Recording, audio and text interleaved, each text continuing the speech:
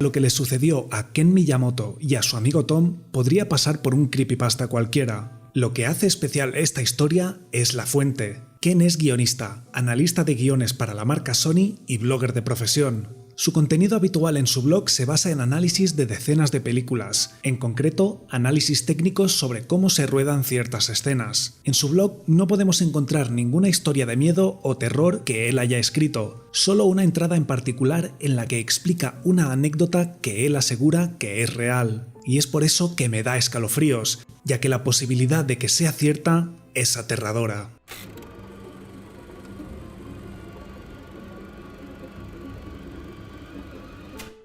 Solo le he contado esta historia a algunos pocos de mis conocidos, y aunque el terror y el miedo son subjetivos, este es el misterio sin resolver más espeluznante y aterrador de mi vida. Era aproximadamente el año 1990, quizá 1991. Era un estudiante de primer año en el Instituto de Bachillerato de mi ciudad natal, en La Crosse, Wisconsin. Esa noche había ido a dormir a casa de mi amigo Tom. Nos encontrábamos viendo una película en su sala de estar cuando de repente sonó el teléfono. Tom se levantó a cogerlo. Yo me quedé observándole mientras él escuchaba lo que le decían por la otra línea. De repente, vi cómo su cara se contorsionaba y sus ojos se llenaban de lágrimas mientras arrojaba el teléfono al otro lado de la habitación. Cuando pudo articular las primeras palabras, me dijo que un niño de mi instituto se había suicidado. Yo solo conocía a ese chico de haberlo visto en los pasillos. Tom y yo no fuimos a la misma escuela secundaria, pero él sí que había ido con ese chico y le conocía desde hacía mucho más tiempo que yo. Tom me contó que durante los años que estuvieron en secundaria le había hecho bullying a ese pobre chaval. No estaba nada orgulloso de ello, y para ser honestos, me pilló por sorpresa, ya que Tom era muy buena persona y nunca me lo imaginé capaz de eso. Su remordimiento era absoluto. Decidimos escabullirnos y dar un paseo como solíamos hacer a menudo. En ese momento no nos gustaban las drogas, el alcohol ni las fiestas. Nos gustaba la libertad que nos ofrecía el caminar por las calles de noche y las conversaciones que manteníamos, que siempre eran geniales. Normalmente nos dirigíamos hacia el gran cementerio que se encontraba cerca de mi casa. Estaba situado tras las vías del tren que a día de hoy siguen atravesando La Crosse. Nos gustaba el temor y la oscuridad que desprendía ese cementerio. Allí solíamos hacernos sustos. Para nosotros era como un rito de iniciación. Mientras caminábamos por las vías del tren que conducían a dicho cementerio, nos detuvimos. A día de hoy todavía no puedo explicar por qué. Habíamos entrado en ese cementerio docenas de veces, incluso en noches mucho más aterradoras, sin luz de luna y con niebla. Pero aquella noche, por algún motivo, no queríamos entrar allí. Quizá fuera la idea de la muerte en nuestras mentes debido al suicidio de nuestro compañero de clase. Quizá. Lo sorprendente fue que sin decirnos nada, nos detuvimos. Nos dimos la vuelta y decidimos ir por una calle colindante. Viéndolo en retrospectiva, tengo que decir que a lo largo de esa caminata las cosas no parecían estar bien. Había algo extraño en el ambiente. No había ningún coche a la vista, y a pesar de estar caminando por una calle rodeada de edificios y tratarse de una noche de un fin de semana, no había nadie circulando. ¿Dónde está todo el mundo? Quizá fuera solo una extraña coincidencia. Además, había algo en el aire. Estaba demasiado cargado. Tanto Tom como yo podíamos notarlo e incluso lo mencionamos. Así que fuimos bajando por una calle sin salida. Al final de la calle había un sendero de tierra que subía y bajaba y volvía a subir cruzando una gran zanja hasta la calle donde yo vivía. Íbamos hablando mientras nos dirigíamos hacia ese camino. No recuerdo exactamente qué era lo que estábamos comentando, posiblemente la tragedia de aquella noche, pero la conversación podría haber sido de Star Wars o Akira, no lo recuerdo muy bien. Cuando nos acercamos al final del callejón, nos detuvimos de repente. Lo hicimos al mismo tiempo, sin decirnos una palabra. Nos miramos el uno al otro. Los dos estábamos teniendo la misma sensación de terror. El vello de los brazos y la nuca estaba completamente erguido y un escalofrío recorrió nuestros cuerpos. Nuestras miradas se dirigieron hacia el frente al mismo tiempo. Entonces fue cuando lo vimos. Aproximadamente a unos 50 metros, en el patio delantero de una de las casas, además de algunos arbustos, había una figura oscura.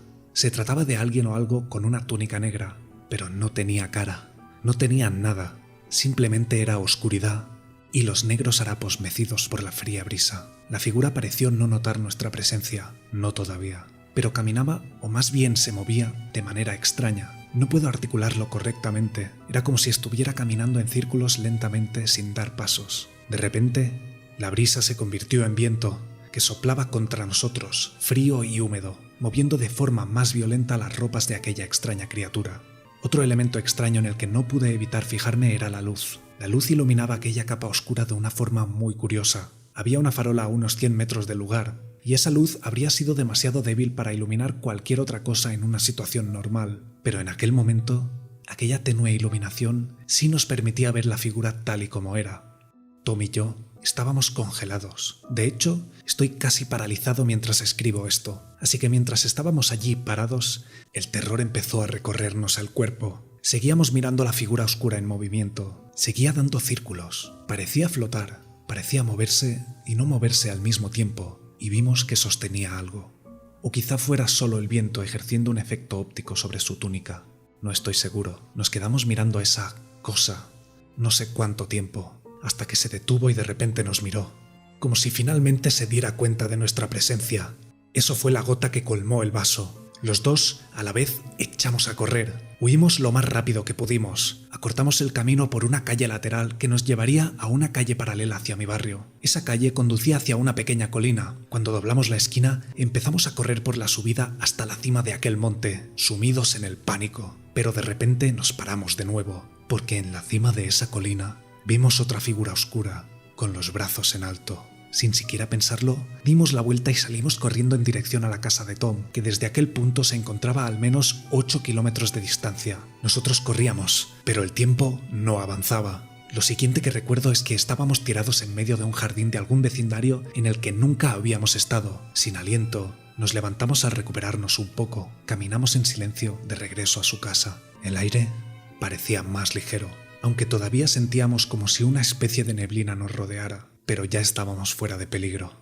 Nos quedamos dormidos en su casa. A la mañana siguiente, al levantarme, volví a mi casa evitando ese camino. No fue hasta unos días después cuando reuní el valor para acercarme montado en la bici a ese tenebroso lugar. Sentía curiosidad por si allí se encontraba cierto árbol o arbusto, o quizá un letrero de se vende, algo que pudiera habernos confundido y asustado de aquella manera. Nada. Era un terreno abierto. Tom y yo no hablamos de esa noche durante mucho tiempo. Años más tarde, cuando lo mencioné, me respondió: «Sí, ¿qué demonios era eso?». De repente me contestó tan asustado como si no hubiera pasado el tiempo y acabáramos de vivir aquella experiencia. Un escalofrío nos recorrió el cuerpo a ambos. ¿Qué era? No tengo ni idea. No habíamos tomado ninguna droga ni alcohol. A menudo me pregunto si podría haber sido un hechizo, un espectro o un fantasma. Quizá fuera una abducción o un avistamiento extraterrestre. No vimos ninguna nave, pero había esa luz inexplicable. O quizá fueran algunos niños intentando asustarnos, pero eso me parece imposible. Simplemente no lo sé. Eso fue aproximadamente hace 24 años. Y sí, esta es una historia real. Lamentablemente, mi mejor amigo Tom falleció repentinamente hace unos meses. Pensé en esa noche durante su funeral. Pensé en volver a ese sitio. Pensé en la extraña coincidencia de una muerte inesperada y sorprendente como la de mi compañero de clase esa noche. ¿Existía alguna conexión?